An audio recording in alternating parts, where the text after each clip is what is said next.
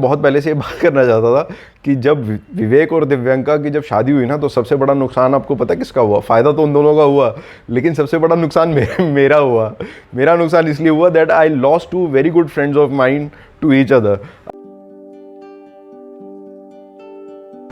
Hey guys, what's up? This side Pankaj Bhatia and you are watching me on your YouTube channel called Wandering Souls. दोस्तों, title आप लोग already पढ़ चुके हैं। This is part 33 of my YHM journey.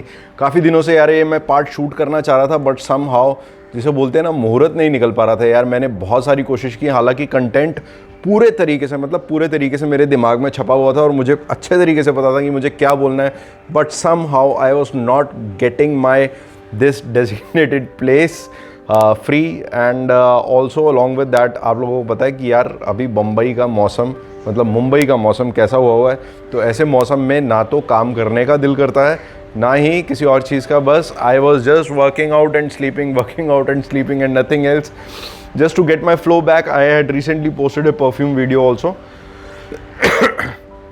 With some very good knowledge. उसका second part अभी आने वाला है, इस वीडियो के बाद आएगा। तो I hope you have enjoyed that video.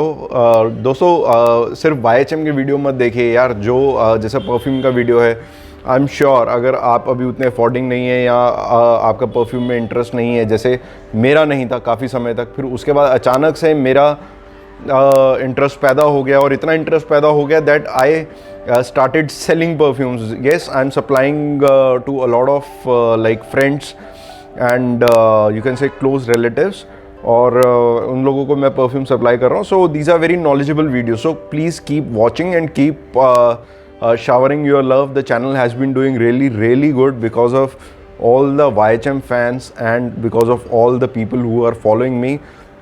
Love you all. So guys, without wasting any time, let's get into the vlog. So guys, welcome back to part 33 of my YHM जर्नी। दोस्तों, ये वाला vlog मैं वहीं से शुरू करने वाला हूँ जहाँ मैंने पार्ट नंबर 32 ख़त्म किया था, लेकिन उससे पहले एक स्टैट्यूटरी वार्निंग आप लोगों को देना चाहता हूँ, जो मैं हर व्लॉग में देता हूँ, किसी व्लॉग में भूल भी जाता हूँ। वो ये है कि अगर पुराने आपने कोई भी पार्ट नहीं देखा है या ये वाला पार्ट आपके लिए बिल्कुल नया है, तो मैं तहे दिल से आप लोगों से रिक्वेस्ट करूँगा कि यार आप प्लीज़ पहले पुराने जो पार्ट्स हैं मेरे, जो मैंने YHM के जर्नी के शूट किए हैं, पहले वो देख लीजिए, so that you can enjoy this part better. दोस्तों, आप लोगों को याद होगा कि मैंने आप लोगों को लास्ट एपिसोड में कुछ ऐसा इशारा किया था। हाँ, किसी ने कोई कमेंट ही नहीं किया यार, बड़े सुस्त लोग हो आप लोग भी यार, मेरी तरह से। तो किसी ने कोई कमेंट ही नहीं किया, किसी को कोई सजेशन ही नहीं आया कोई कि भाई कौन हो सकता है, कौन नहीं हो सकता, कोई गैस ही नहीं आया। या मुझे लग रहा है आप लोग पूरे ब्लॉग ही नहीं देख रहे हो।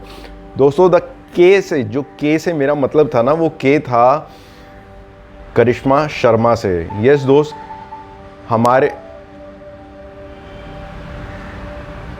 ये क्या था?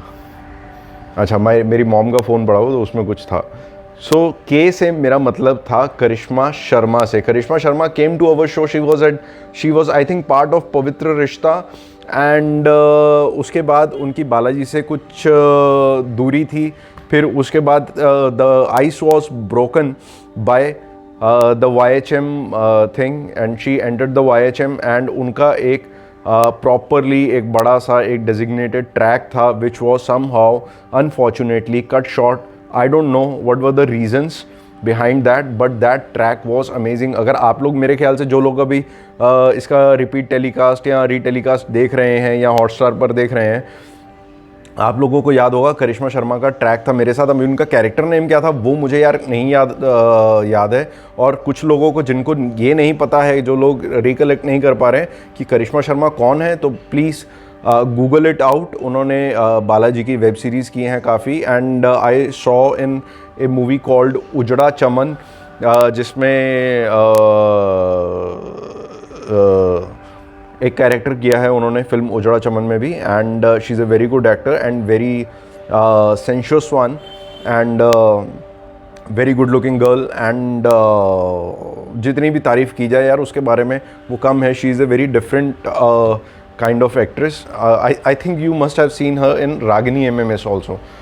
यार मैं उतना ज़्यादा मैं देखता नहीं हूँ फिल्में, मैं बड़ी लाइट हार्टेड से फिल्में देखता हूँ, तो मुझे ज़्यादा नॉलेज नहीं है। प्लीज़ आप कमेंट सेक्शन में बताना मुझे कि आपने उनको कहाँ कहाँ देखा है। चलिए अब मैं ट्रैक की बात करता हूँ। एक बीच में एपिसोड ऐसा आया था, बीच में ट्रैक ऐसा आया था जिसमें Mihika was found in Ashok's room, एक कुछ ऐसा ट्रैक था। और उसकी उन लोगों के बीच में क्या होता है और क्या नहीं होता है, जो भी उस रूम के अंदर का जो सिनेरियो था, वो सिर्फ एक ही लड़की होती है, इसको पता होता है।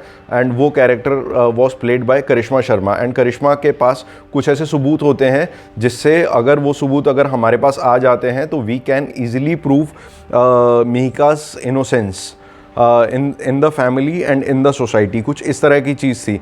तो कुछ ऐसा था कि Ashok was about to print something in the newspaper, कुछ इस तरह का कुछ ट्रैक था। तो मैं उसके पास तो आगे जाके कहानी ये निकल कर आती है that Karishma is my student and she has जो मुझे क्रिएटिव ने यार बताया था, मेरी इमेजिनेशन अभी बहुत सारे लोगों को लगेगा यार कि ये बाला सर अपने आप को ही सेंटर में रख के इसके इर्द गिर्द एक स्टोरी बना देते हैं और स्टोरी बनाकर यार फिर उसको हम लोगों को परोस देते हैं और हम लोग बेवकूफ़ों की तरह उसको एक्सेप्ट भी कर लेते हैं। नहीं भाई, ऐसा मेरी इतनी इमेजिनेशन बिल्कुल भी अच्छी नहीं है। इतनी ज़्यादा तो अच्छी नहीं है, to a certain extent yes I can think, but इतनी ज़्यादा अच्छी नहीं है कि मैं इतने एकदम परफेक्टली चीज़ों को बुन सकूँ। तो वो ट्रैक कुछ इस तरह का था that she is my student, that Karishma Sharma is my student and she has a kind of crush बोल लो या जो भी बोल लो, she has got hots for me, जो भी अभी इसको अब किसी भी लैंग्वेज में आप बोलना चाहो। तो इस तरह का कुछ सीन था कि मैं अपने इनोसेंस मतलब मिहिका की इनोसेंस के सबूत कुछ लेने के लिए जाता हूँ। And this story was told to me by the creative, है ना। तो या फिर हो सकता है कि अगर क्रिएटिव से नहीं तो मैंने इधर उधर से, मतलब क्रिएटिव से ही सुनी है यार ये स्टोरी। मैं अभी ऐसा क्यों बोलूँगा इधर उधर सुनी है, मैंने एक्चुअली क्रिएटिव से ही सुनी थी ये स्टोरी। तो मुझे ऐसा बताया गया था कि भाई ये ट्रैक, क्योंकि मेरा अगर ट्रैक है तो मैं पहले पूछ लेता हूँ कि भाई इसमें क्या होने वाला, क्या होने वाला, क्या होने वाला है। तो मैं मिहिका की इनोसेंस के कुछ सबूत लेने के लिए उसके पास जाता हूँ, जहाँ पर वो कुछ ऐसी कहानी थी कि भैया वो मुझे कॉम्प्रोमाइज़ करने के लिए बोलती कि अगर कॉम्प्रोमाइज़ करोगे तब मैं आपको सबूत दूंगी, ये करोगे वो करोगे, ऐसा था। And then after that episode she gets pregnant and फिर प्रेगनेंसी के बाद फिर उसके ऊपर आगे की कहानी चलनी थी। हाँ, but somehow they must have found that this story is actually like too loud for television and हालांकि देखो आज के टाइम की जो चीज़ें हैं ना, इतनी वेब सीरीज़ आ गई हैं, तो इतना सब कुछ सब जगह खुल चुका है ना। Everything has got a lot of exposure. So काफ़ी चीज़ें एक्चुअली खुल चुकी हैं, बहुत ज़्यादा लोगों का दिमाग खुल चुका है कि भाई क्या है क्या नहीं है। अभी आप समझ जाओ मैं ढकी हुई भाषा में थोड़ा सा बात कर रहा हूँ, तो टेलीविज़न पे आप उतना ज़्यादा नहीं दिखा सकते। स्पेशली मैं जो बात कर रहा हूँ 2014-15 के आसपास की, 2014 एंड या 15 के आसपास की बात कर रहा हूँ। उस समय टेलीविज़न उतना ज़्यादा नहीं खुला था कि आप इतनी ज़्यादा बोल्डनेस टेलीविज़न पर दिखा सको। सो दिस वॉज अ थिंग। तो लेकिन इसको कट शॉर्ट कर दिया गया somehow जब एपिसोड्स पूरे तो खैर शूट नहीं हुए थे। And I was like really very excited about this whole track कि भाई ये ट्रैक बहुत ज़्यादा बढ़िया होने वाला है, क्योंकि इसमें खेलने के लिए बहुत ज़्यादा मिलेगा। एंड दूसरी चीज़ ये थी कि बहुत कम सोसाइटी में ऐसे किस्से आप लोगों ने सुने होंगे जहाँ पे a male is raped by a female. So this was going to be that mudda, and this track also had a very strong social message, but maybe शायद मुझे पक्का नहीं पता कि इस ट्रैक को क्यों शॉर्ट कर दिया गया, but maybe I think that whole story was loud enough for television and इसलिए शायद that may be the reason, I don't know. This is what was told to me. तो इसको कट शॉर्ट कर दिया गया और सीधा दिखा दिया गया कि भाई कि मैं सबूत लेने के लिए गया हूँ लड़की के पास। हालांकि दे शॉट दैट थिंग कि जहाँ पे आई रिमेंबर पार्थोदा थे हमारे डायरेक्टर साहब थे, Partho Mitra, is a very good director, and उन्होंने ही शूट किया था। तो उसमें सब वो मतलब वो वाले सीन्स तो रखे थे कि भाई कि जहाँ पर वो मुझे कि बाला सर आए हैं एंड कंधे पे हाथ वाथ रख के she is trying to flirt with me, she is trying to seduce me, कुछ इस तरह की कुछ मतलब नॉट टू ए लाइक बहुत ज़्यादा उसका एक्सटेंट बहुत ज़्यादा नहीं था, but to a certain level जो उसकी जो बातें होती हैं वो थोड़ी सी सिडक्टिव होती हैं। तो फिर लास्ट में उन्होंने यही दिखाया ट्रैक के एंड में कि भैया कि बाला गया बात करने के लिए और उसने चुप करके सीडी या सबूत जो भी थे वो दे दिया और ये ट्रैक चुपके कर दिया गया। द रीज़न मैं आप लोगों को बता चुका हूँ कि I think it was too loud for the television in those times those days. आज की डेट में भी टीवी पर तो आप ऐसा नहीं देख पाएंगे। हाँ, वेब सीरीज़ वगैरह में तो वेब सीरीज़ में तो कोई लिमिट छोड़ी नहीं है खैर उन्होंने अभी। चलिए यार, अभी आगे की बात करते। ये तो हो गई करिश्मा शर्मा की बात जो मैं स्पेशली मेंशन करना चाहता था बिकॉज एक तो she is a very good actor and very good looking actor and also she rose to good heights, she achieved a lot and I always admire the achievers. She has done a lot of she has what you call it, उन्होंने अपनी एक जैसे बोलते हैं ना एक जगह बनाई है। मुझे पता नहीं कि अभी currently what project she is doing, but I always look forward to the work that she is doing all the time. चलो बॉस, अभी मैं इसके आगे की बात करता हूँ। बॉस, अभी हमारी स्टोरी जहाँ तक पहुँची है ना, वहाँ पर बारी आती है उस समय की कि जब Nach Baliye 8 I think season 8 आने वाला था एंड नच बलिए सीज़न 8 में मैं इसका आपको आगे जाके ज़रूर बताऊंगा कि मैं नच बलिए का इसमें मेंशन क्यों कर रहा हूँ। तो नच बलिए का सीज़न 8 आने वाला था एंड कुछ ऐसे हमने उड़ती खबरें सुनी थी। Vivek was not on the show at that point on time, तो हम लोगों ने कुछ ऐसी उड़ती खबरें सुनी थी कि भाई Vivek and Divyanka are going to participate and शादी के बाद यार मैं बहुत पहले से ये बात करना चाहता था कि जब विवेक और दिव्यंका की जब शादी हुई ना, तो सबसे बड़ा नुकसान आपको पता है किसका हुआ? फ़ायदा तो उन दोनों का हुआ, लेकिन सबसे बड़ा नुकसान मेरा हुआ। मेरा नुकसान इसलिए हुआ that I lost 2 very good friends of mind to each other. अभी उसमें क्या होता है, पहले मैं विवेक के साथ भी टाइम स्पेंड कर लेता था, दिव्यंका के साथ भी कर लेता था। Now if when they have got married and like they are sitting in the makeup room, so I never, and main leads के पास आपको पता है यार 12 घंटे काम, फिर उसके बाद कहीं प्रेस कॉन्फ्रेंस और ये और वो ड्रेसेस वगैरह के ऊपर डिस्कशन, ये डिस्कशन वो डिस्कशन, फिर उनके पास उतना अपना पर्सनल लाइफ के लिए टाइम रहता नहीं। तो फिर मुझे ऐसा लगता था कि यार set is the only place where they can spend a very decent time. तो जब उन लोगों की शादी हो गई तो I kind of I use to go to their makeup room, but kind of मेरे को एक झिझक सी लगती थी, तो I kind of stopped going to the makeup room.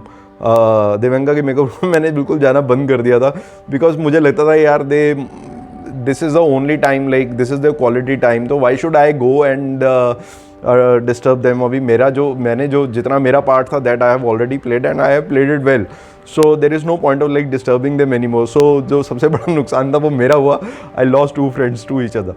तो चलो अभी आगे बढ़ते हैं कि नच बलिए की यार बातचीत हो रही थी और अभी ये समय था कि जब विवेक का जो कवच था शो वो आई फील कि ओवर हो चुका था एंड शोज़ वोज़ की तो बात चलती रहती। The only thing is this कि like they have to find the perfect story for themself. तो कवच ख़त्म हो चुका था एंड नच बलिए की बातें चल रही थी और मैंने उड़ती कहीं से खबर सुनी कि भाई कि दिव्यंका और विवेक दोनों पार्टिसिपेट कर रहे हैं। देन विवेक से भी मेरी बातचीत हुई तो उसने बोला कि हम लोग सोच रहे हैं अभी, it is not like very sure kind of thing, but I am like thinking of participating with Divyanka because it is 8 number जो है वो मेरा लकी नंबर है and this is season 8 of Nach Baliye. So to a certain extent I am like keen, but अभी आगे देखेंगे। तो बात करना ज़्यादा उसके बारे में अभी we are not making it public just because the reason that it is कि पहले एक बार हो जाए then it becomes very convenient and comfortable to talk about it. ठीक है, अच्छा नच बलिए का जिक्र क्यों कर रहा हूँ मैं आप लोगों को, ये मैं इसलिए बताता हूँ कि never in my wildest dreams, Divyanka की तो हम लोगों ने काफ़ी परफॉर्मेंसेस देख ली थी, never in my wildest dreams I could imagine कि विवेक इतना बढ़िया डांस कर सकता है, इतना बढ़िया डांस कर सकता है, ये मैंने कभी सोचा भी नहीं था। बिकॉज मैं आप लोगों को उस पे लेके जाना चाहता हूँ जो फर्स्ट परफॉर्मेंस था विवेक का विद मिहिका वर्मा। तो जो उसका फर्स्ट परफॉर्मेंस था, Vivek was very new at that point in time show के अंदर, and he was a new actor also at that time. तो एक बैंकर का, एक मतलब नौकरी वाले आदमी का एकदम से स्विच ओवर मारना एक्टिंग में, एंड उसके बाद इमीडिएटली कि यार इंसान अपना ही कॉन्फिडेंस ढूंढ रहा होता है कि मेरी एक्टिंग कहाँ पर स्टैंड करती है, मैं किधर हूँ अपनी एक्टिंग को लेकर, एंड उसके बाद एक ऐसा एक डांस परफॉर्मेंस आ जाए आपके सामने, तो उसमें किसी का भी कॉन्फिडेंस गड़बड़ हो सकता है, शेकन अप हो सकता है। तो ये यार इंसिडेंट तब का है जब मिहिका और विवेक का फर्स्ट परफॉर्मेंस था, जब स्टोरी के अंदर एसीपी और मिहिका का कुछ पेयर अप होने वाला था, कुछ इस टाइप का कुछ बैक स्टोरी चल रही थी। कुछ कैसा होता है कभी कभार, जैसे एक दो परफॉर्मेंस हुए, हाँ उसमें टीआरपी अच्छी मिल गई, तो फिर उस तरफ जो है चैनल उन लाइंस पर सोचना शुरू कर देता है कि yes we can pair up these two, इन लोगों का they are complementing each other very much, तो इनका हम लोग आगे जाके कुछ ऐसा दिखा सकते हैं कि भाई शादी हो गई, ये हो गया, वो हो गया। तो यार जो टीवी सीरियल है वो तो खेल ही पूरा का पूरा टीआरपी का ना, अगर टीआरपी जिससे आएगी तो उसी का काम चलेगा आगे, राइट। तो विवेक का शूट हुआ ये वाला, तो आई रिमेंबर हम लोग शूट कर रहे थे क्लिक निक्सन में। तो क्लिक निक्सन में हम लोग शूट कर रहे थे, तो and I was like very inquisitive कि विवेक ने कैसा परफॉर्म किया, क्या किया, कैसा, हाउ वाज इट। दो आई वॉज नेवर लाइक, मैं जो बंदा होता है इन क्वेश्चन में उससे कभी डायरेक्टली नहीं पूछता हूँ, तो आप लोगों को पता ही है कि reason being why I was like inquisitive. तो मैं नाम नहीं लेना चाहूँगा बंदे का, तो मैंने उससे पूछा, मैंने कहा हाउ वाज द परफॉर्मेंस, मतलब हाउ डिड इट गो। तो उसने कहा यार ओके, बहुत ज़्यादा मतलब अमेजिंग नहीं थी, बट ठीक है, धीरे धीरे ही लर्न। तो मैंने कहा अच्छा ठीक है। कट टू अभी सीधा मैं आप लोगों को ले चलता हूँ नच बलिए पे। तो नच बलिए का जब इन लोगों का फाइनल हो गया कि yes they are going to participate and ये वो, फिर उसके बाद जब परफॉर्मेंसेस आनी शुरू हुई, एंड वैसे मैं हमारे घर पे यार जो टेलीविज़न देखने वाली पब्लिक है वो है मेरे फादर इन लॉ, एंड फिर मेरे फादर इन लॉ जो देखते हैं वो मेरी वाइफ भी देख लेती है, फिर बीवी टीवी देखती है और मैं बीवी को देखता हूँ, तो फिर इस बहाने मैं भी टीवी देख लेता हूँ। तो नच बलिए का, और साथ में एक तो ये था, दूसरा ये था कि आपके जब जान पहचान का कोई बंदा आ रहा हो टीवी पे, तो I never miss an episode, never never never. कुछ एक दो काम ज़रूर मेरे से मिस हो गए हैं, बट मैंने द वॉइस भी देखा, मैंने नच बलिए के भी ऑलमोस्ट सारे एपिसोड देखे। तो फर्स्ट परफॉर्मेंस मैंने देखा, जो मेरा जो कंसंट्रेशन था ना, मतलब आपने विवेक को यहाँ से लेकर टोस तक देखा होगा, राइट, कि कैसा कर रहा है, क्या है क्या नहीं है, लेकिन मैं जो नोटिस कर रहा था ना बॉस, मैंने सिर्फ इतना नोटिस किया है, सिर्फ इतना, उसकी आंखों में जो कॉन्फिडेंस था ना, वो मैंने मतलब when he was on the stage, Nach Baliye का जो पहला स्टेज था, आई थिंक उसने वाइट या पिंक कलर का कुछ रोमांटिक सा कुछ किसी नंबर पे डांस किया था, जो मैंने यहाँ देखा ना, यहाँ इधर आंखों के अंदर, मैंने संगीता को बोला, मैंने कहा Sangeeta they are going to win it, seriously मैंने अपनी वाइफ को बोला, मैंने कहा they are going to win it.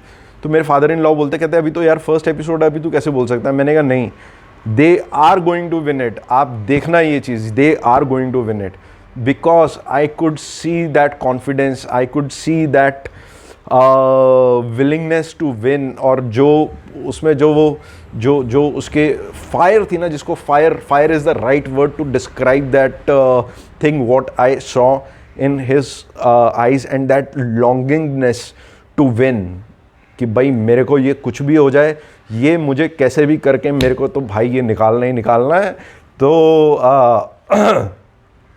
वो मैंने इधर देखा, I might get little emotional, तो प्लीज़ डोंट माइंड दैट। तो धीरे धीरे करके मैं, फिर जो मेरा दायरा था, सबसे पहले एपिसोड में मैंने सिर्फ इतना देखा नच बलिए का, फिर उसके बाद वो इतना हुआ, फिर इतना हुआ, फिर इतना हुआ, फिर इतना हुआ, फिर इतना हुआ, फिर वो जब पोल डांस वाला हुआ था ना बॉस, जिसमें विवेक ने पोल डांस किया था, मैंने भाई विवेक हैज़ अराइव्ड।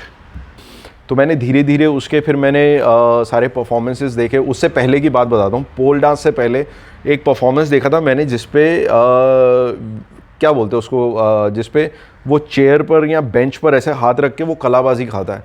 अरे बाप रे, एक बार तो मेरा भी मतलब मैं ऐसे देखते देखते ऐसा हो गया, मैंने कहा ये क्या किया इसने मैंने कहा ये क्या किया इसने। And they have prepared so much, मैं बता नहीं सकता हूँ आप लोगों को, इतनी ज़्यादा प्रिपरेशन, इतनी ज़्यादा मेहनत मैंने कभी भी किसी भी एक्टर को करते हुए नहीं देखा। अभी तो मैं खैर विवेक की बात कर रहा हूँ, फिर मैं दिव्यांका पर भी आऊँगा कि मैंने किसी भी एक्टर को इतनी ज़्यादा मेहनत करते हुए नहीं देखा है। क्या है, आप लोगों को जो देखने को मिला वो जैसे आपने देखा 1 घंटे का एपिसोड देखा या उसके अंदर छोटा सा आपने परफॉर्मेंस देखा, तो आप उतने में बंदा हम लोग जज कर लेते हैं यार बढ़िया किया, नहीं किया, ये किया, वो किया, फलाना ढिमकाना, हम लोग उसको ईदर वी एक्सेप्टेड और रिजेक्टेड।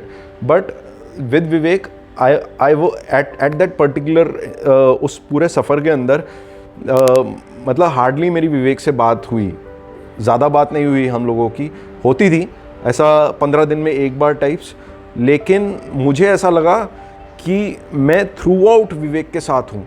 जो वो मेहनत कर रहा था वो मैं उस मेहनत का मैं एक काइंड ऑफ आप बोल सकते हो कि मैं साक्षी था। कैसे कि whenever I used to call him, उसका फ़ोन बस इतना ही उठता था, पाजी रिहर्सल में करता हूँ, पाजी रिहर्सल में करता हूँ, पाजी रिहर्सल में करता हूँ। तो मैं मन में सोचता था, मैंने कहा यार ये बंदा कितनी रिहर्सल कर रहा है, मतलब 8 से 10 घंटे का फिजिकल वर्कआउट ही इज़ डूइंग फॉर श्योर। और जब मैं आई रिमेंबर मैं ही was rehearsing one day at Goregaon studio, some Goregaon studio MG road से टच करके था, तो मैं वहाँ पे मिलने के लिए गया था। And he was looking very fresh, very handsome as always, and he is looking very chiselled out. तो उसकी बॉडी देखकर मुझे पता लग रहा था कि यार ये बंदा किस हद तक ये तुला हुआ है अपना, मतलब अपने आप को प्रूव करने के लिए, अपने आप को बताने के लिए कि भाई, और दुनिया को ये चीज़ बताने के लिए कि येस आई हैव दैट। और ये चीज़ फिर आप लोगों ने देखी उसकी परफॉर्मेंसेस में। All the performances were flawless, all the performances were my favourite. ठीक है, फिर उसके बाद आई रिमेंबर दिव्यांका की, चलो अभी दिव्यांका के बारे में बात करते हैं।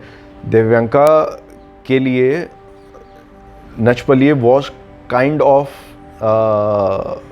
आई don't know is this the right word to use और no, but it was kind of an added burden. मैं इसलिए बोल रहा हूँ बिकॉज वाइल डूइंग, पता नहीं मुझे आप लोगों को ये बात पता है कि नहीं पता है, while doing this show, her first show दुल्हन बनूं मैं तेरी, तो उसमें काफ़ी टाइम तक इसको खड़ा रहना पड़ता था। उसके कारण इसको स्लिप डिस्क हुआ था। तो स्लिप डिस्क हालांकि रिपेयर हो गया था यार, लेकिन हमारी बॉडी ऐसी है ना कि कुछ चीज़ अगर रिपेयर हो भी जाती है naturally, still it doesn't come to the previous level as it used to be before. So with every performance, मतलब 12 घंटे आप काम करो, 12 घंटे काम करने के बाद मुंबई के अंदर यार ट्रैफिक इतना कि आपको 10 किलोमीटर ट्रैवल करने के लिए ना 1 से 1.5 घंटे का समय लगता है। तो मतलब 9 बजे अगर आपका पैकअप हुआ, 9 बजे आपका पैकअप हुआ, आप सुबह 1-1.5 घंटे का आप, ऐसा तो है नहीं भैया 9 बजे पैकअप हुआ तो आप 9:02 पर निकल गए। आप मतलब अपने कपड़े चेंज करोगे, अपने नॉर्मल कपड़े पहनोगे, शूटिंग के कपड़े उतारोगे, मेकअप उतारोगे, then you will sit in the car. 9:15 9:30 बंदे के वहीं बच जाते हैं। फिर उसके बाद 1 घंटा ट्रैफिक में फंस कर बंदा वहाँ पहुँचे वेन्यू पे, फिर वेन्यू के ऊपर डांस शुरू करे, रिहर्सल करे, और वो भी ऐसी कंडीशन में जब आप पूरे दिन के थके हुए हो, फिर उस थकान के बाद आपकी जो पुरानी चोटें हैं वो आपको दुखी करने आ जाती हैं, जैसे स्लिप डिस्क की हुई।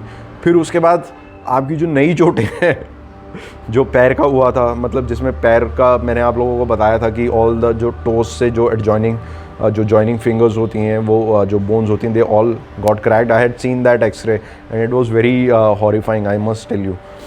तो उस सब के बाद उतना उस टाइप का परफॉर्मेंस देना एंड उस लेवल तक परफॉर्मेंस लेके जाना, यार ये बहुत, ये सबके बात बस की बात नहीं है बॉस। मैं I am into this industry from 2004।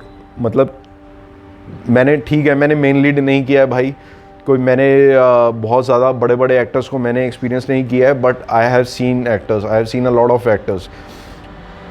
98% actors में इस तरह की कमिटमेंट और इस तरह का जुनून अपने काम को लेकर, वो जो जीतने के लिए, वो जो एक होता ना जो एनर्जी आपको जो एक्स्ट्रा माइल देती है, वो मैंने बहुत बड़े बड़े तुर्रम खानों में भी नहीं देखी है जो मैंने दिव्यंका में और विवेक में देखी है। And I tell you guys कि ऐसा नहीं है कि भाई कि ये लोग मेरे दोस्त हैं इसलिए मैं इस तरह की चीज़ बोल रहा हूँ या मैं बायस्ड हूँ, बट जो मैंने कमिटमेंट इन दोनों में देखी है, वो मैंने कमिटमेंट, मतलब मुझे नहीं लगता कि मैं आने वाले टाइम में किसी और के अंदर वो चीज़ मैं देख पाऊँगा। और एक मैंने एपिसोड देखा था जिसमें दिव्यंका ने बताया था कि भाई मुझे रिहर्सल के बाद 1 से 1.5 घंटा लगता है अपना फिजियोथेरेपी के लिए। तो वो जो चीज़ें हैं दे आर एब्सोल्युटली ट्रू, क्योंकि अगर आप ये चीज़ नहीं करोगे तो you won't be able to shoot in the next morning. मतलब 2-2:30 बजे तक रिहर्सल वगैरह सब कुछ करने के बाद, यस बेटा मैं शूट कर रहा हूँ, आप बाद में आओ, बोलो जल्दी बोलो।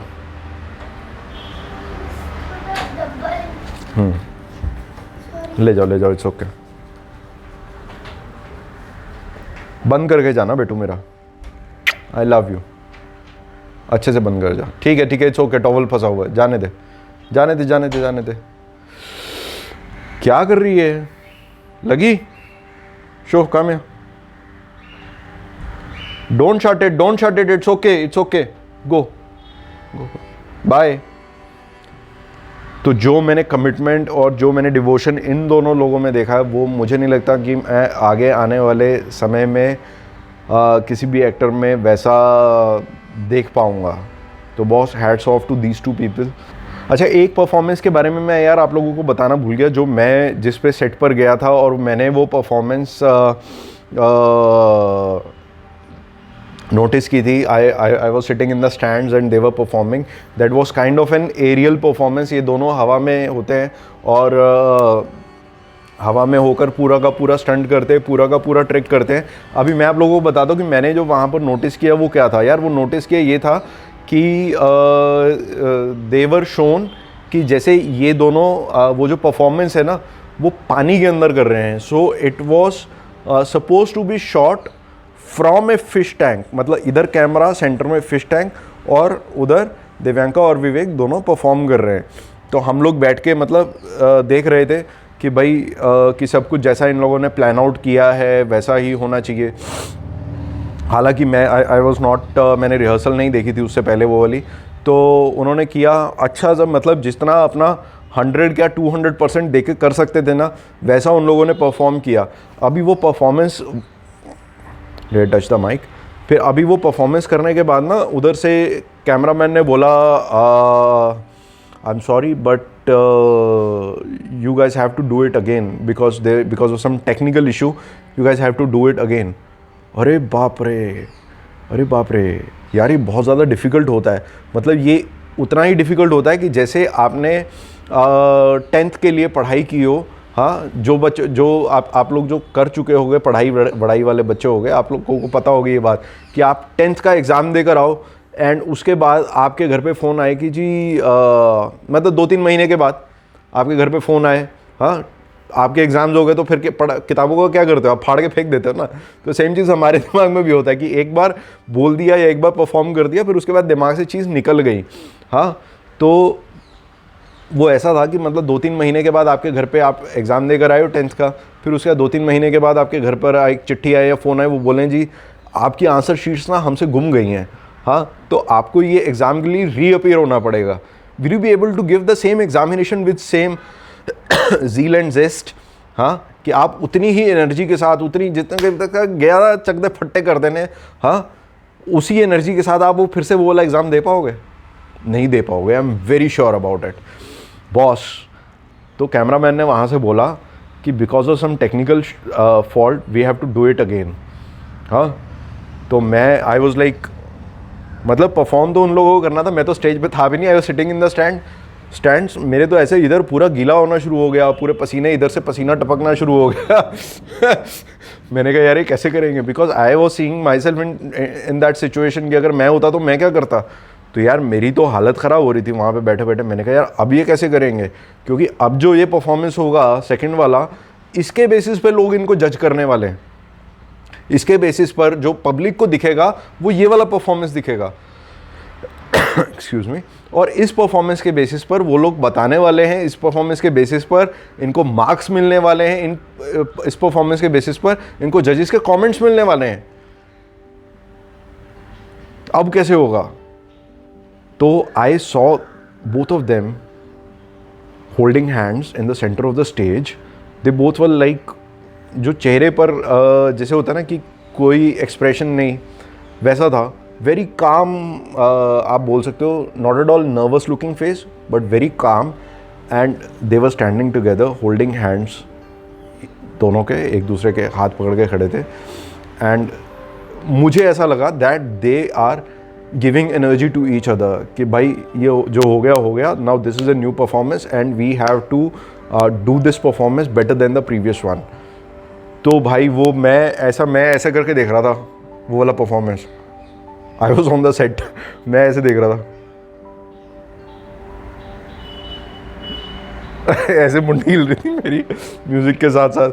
और उन लोगों का यार जो परफॉर्मेंस गया, दैट वाज इक्वली फ्लॉलेस। जैसे उनका पिछला परफॉर्मेंस गया था, सेम टू सेम उनका वैसे ही परफॉर्मेंस गया। एंड मेरे को यार लगा, मेरे का थैंक गॉड, बीच बीच में मैं प्रे कर रहा था, मैंने कहा सब कुछ वैसा ही हो यार, सब कुछ ठीक ठाक हो। क्योंकि उसमें ना एरियल एक्ट था, तो उसमें कहाँ से आपको हवा में उड़कर आना है, कहाँ हाथ पकड़ना है, कहाँ है क्या नहीं है, बहुत सारे उसमें चेंजेस थे। मतलब मैं अगर होता उनकी जगह तो इतनी रिहर्सल के बावजूद भी मैं नहीं कर पाता बॉस, मैं सिंपल बता दूं, मैं नहीं कर पाता।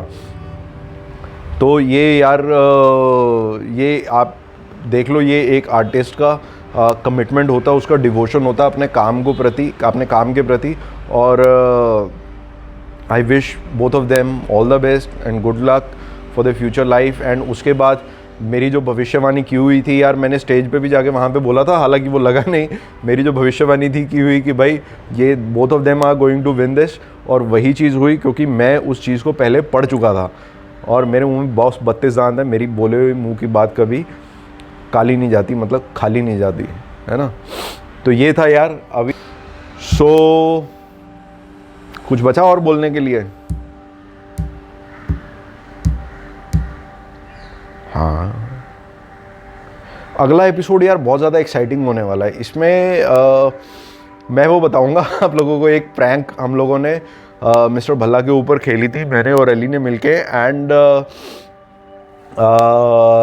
मिसेस भल्ला के एग्ज़िट के बारे में बात करेंगे और उस प्रैंक के बारे में बात करेंगे जो मैंने और अली गोनी ने मिलके खेली थी मिस्टर भल्ला के ऊपर, मिस्टर कौशल कपूर के ऊपर। And that was one of the longest running prank and one of the hilarious prank. Keep watching, keep showering your love. Thank you so much. All the best.